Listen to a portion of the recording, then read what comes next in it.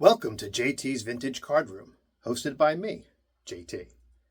Today we're going to discuss the age-old question, Mantle versus Mays. I mean, we're talking about two all-time greats, unbelievable numbers. I don't know if it gets any better. We're simply splitting hairs when it comes to the two. And we're going to talk mostly about the cards of each of them, not so much the stats, although I do want to give some stats for each. In fact, let's get into that right away.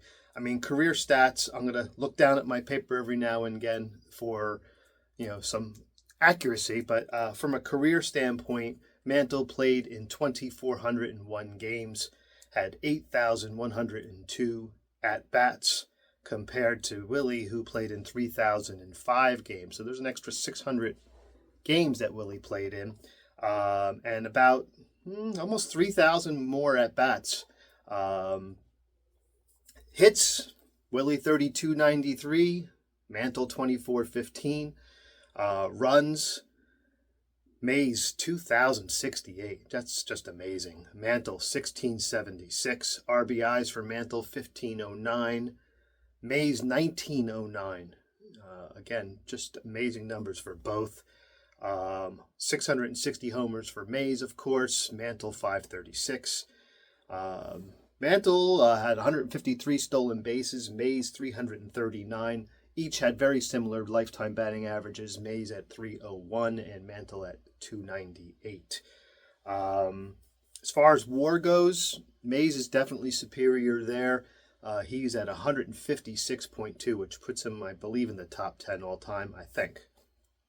Mantle is at 110.3. Both, obviously, very much top of the top Hall of Fame worthy guys. Really hard to separate the two. I'm going to focus on just the 50s when it comes to cards. So the golden age of cardboard. I am a pre-war guy for the most part. I like the 60s, but it's just not a focus of mine. I have both guys, all their cards from the 60s, maybe not some of the more obscure stuff, but I'm going to focus mostly on the 50s. I know Mike Moynihan just did one on Mays, and I actually commented back to him like, oh, I was just about to do a Mays spread. So I'm going to switch it up a little bit, and I'm just going to focus on the 50s for both players and their stats during the 50s. And, obviously I'm adding Mantle to the mix. Hopefully that gets some commenters and some feedback between who likes who more. As far as greatness, like I said, they're both terrific. For me, I'm more of a Mays guy. Longevity, Mays has missed all but I think 20-something games in 52. Missed all of the 53 season. Mantle, of course, got hurt in the 51 World Series. Never was quite the same, although he had some tremendous years in the 50s. Let's talk about the 50s. Mantle, 8 All-Stars, 5 World Series, 1 batting title, 2 MVPs, a Triple Crown. I think he only had 1 Gold Glove during that time, which is interesting. I think we need to talk about the defensive part of it all, and certainly Mays shined there. Willie got a Rookie of the Year. He got 1 MVP instead of 2. And you could see the stats. I mean, games, Mantle played in 1,246 games, where Mays only played in 1,065. Mantle had almost 4,500 at-bats. Mays just over 4,000, so about a year's worth of at-bats, ballpark. Mantle had 1,392 hits during the 50s. Mays had 1,291. Mantle, 944 runs in that 10-year span. And really for them, it's 9 years because they missed the 50. They didn't play in 1950, neither of them. They both came up in 51. 841 RBIs for Mantle. Runs for Mays, by the way, 777. 709 RBIs. So Mantle definitely leads the way in both. Home runs, 280 for Mantle during that 9-year stretch. Mays, 250.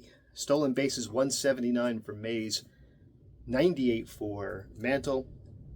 311 average during the 1950s for Mantle and a 317 average for Mays. WAR, which, I guess kind of is the great equalizer for Mantle during the 50s, 67.9, Mays 58.7. So I think it's safe to say that Mantle was probably the more productive player in the 1950s over Mays. And again, you could put a little caveat on there. Mays obviously missed a season, almost 2 seasons, but certainly a season and 3/4. Some notes on Mantle. Again, 5 World Series, 2 MVPs during the 50s. Led the league in runs 4 times, home runs 3 times, RBIs once. I was a little surprised when I did that research. I really thought Mantle would be a league leader in RBIs more than just 1 time. Mantle never had 200 hits in his career, which is surprising also. He did lead the league in triples 1 time. And I think the most impressive stat for Mantle in the 50s is that he led the league in WAR 5 years in a row from 1955 to 1959. What a tremendous run.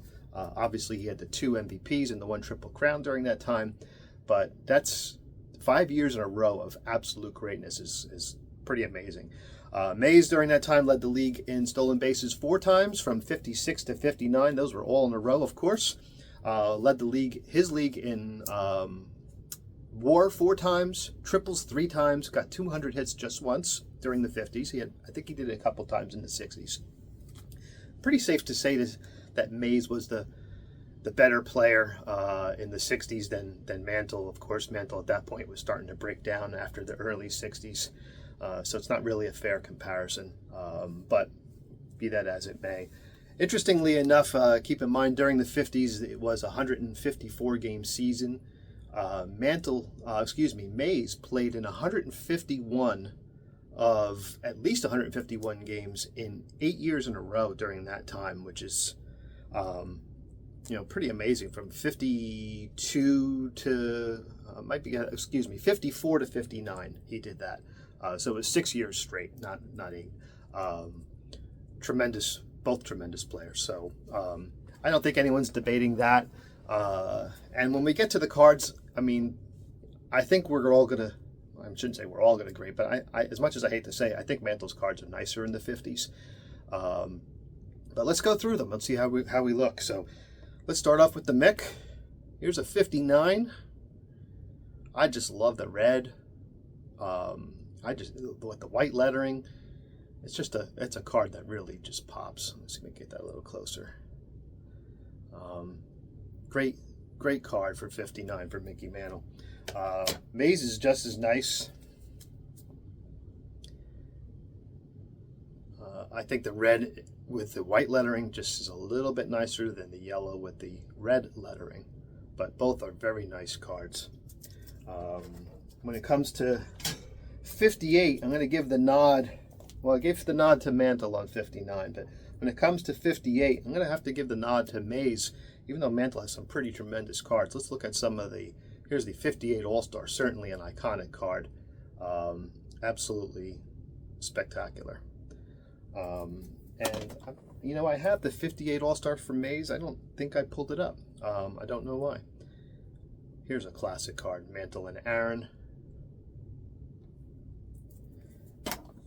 And then, of course, Mantle slamming the home run for the Triple Crown. Or for the home run crown. And I love the 58 Topps Mays card, certainly much more than I like the 58 Mantle card, a lot more than I like the 58 Mays card. But Willie has some pretty cool cards in 58 that are not Topps. And this is an all-time favorite of mine. The Hires Root Beer, 1958. This is the final product. Just a great card. Hires Root Beer. Hires, I think, there's the back. It's in my neck of the woods, southwest Jersey. I'm currently in South Jersey. Here's the test for Willie Mays. I know that's not a great example, but I have one, and there's not a lot of these out there. And I just think that's tremendous. Let's look at those both side by side. I mean, that's just awesome. Great cards. And I think that's why I would give the nod to Maze. Here's the tops. And again, it's mostly because of those Hires root beer cards.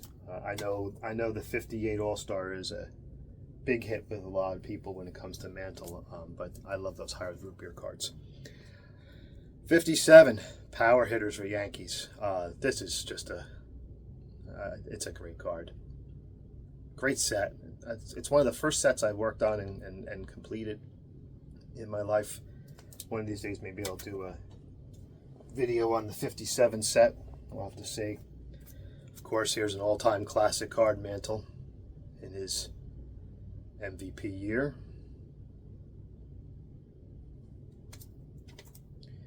And here's the Maze card. Again, no slouch. Certainly a gorgeous looking card, but got to give the nod to Mantle there again.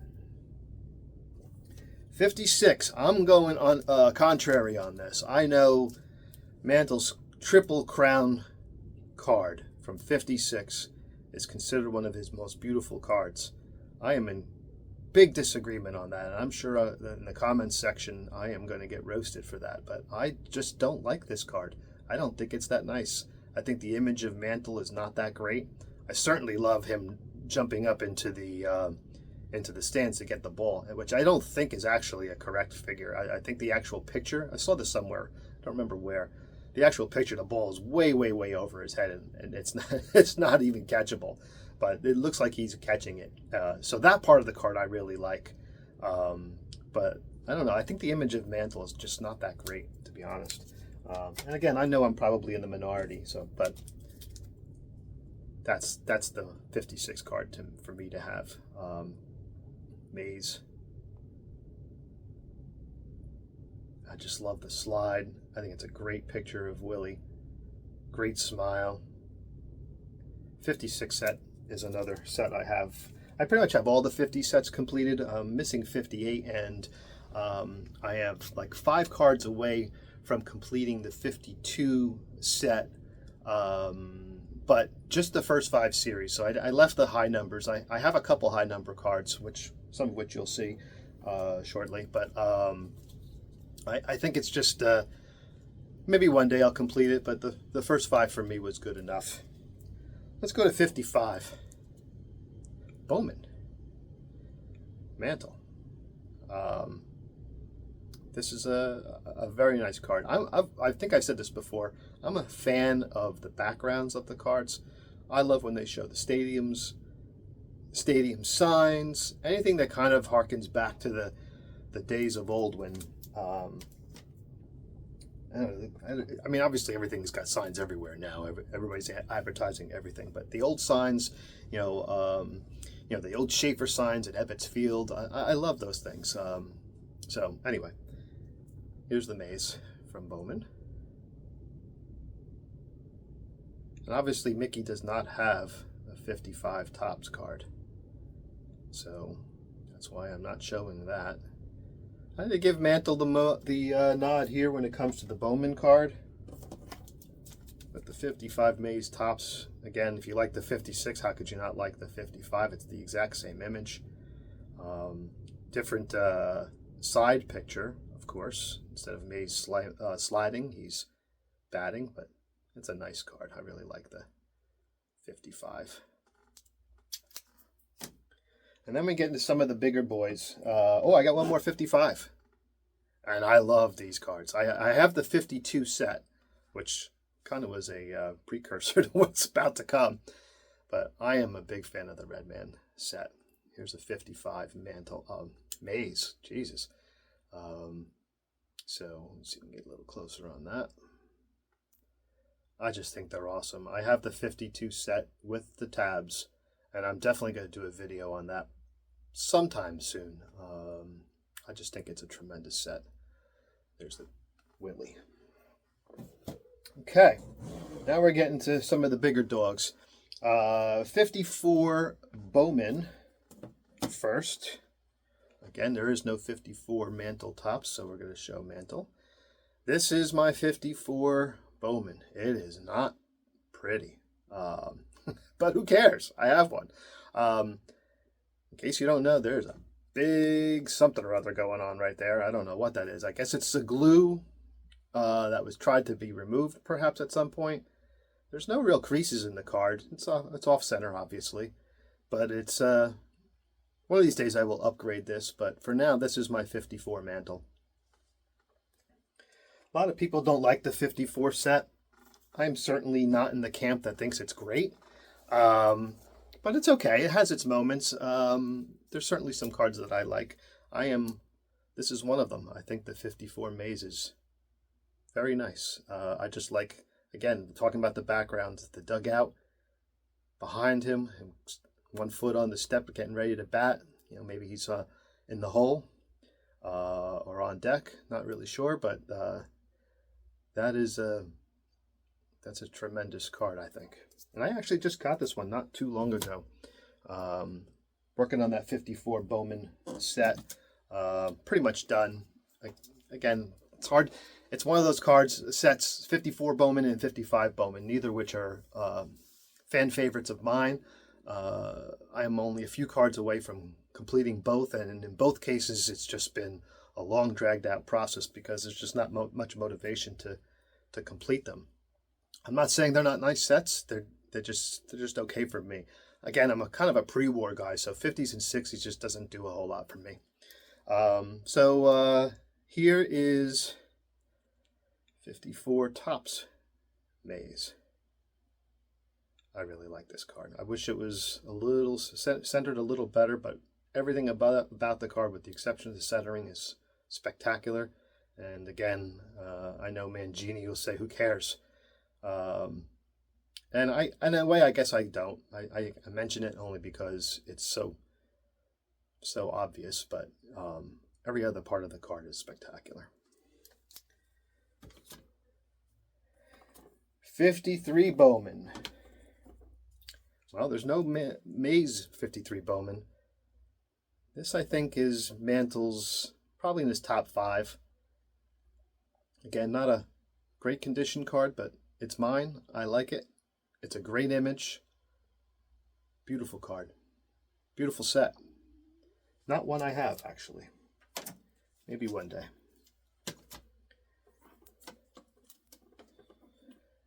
Let's do Mantle in his tops. This might be my favorite set of all time. It's really hard to tell. I mean, I'm very fond of the T206 set, T205.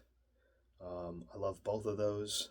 But certainly from a post-war set, 53 Topps has to be my favorite.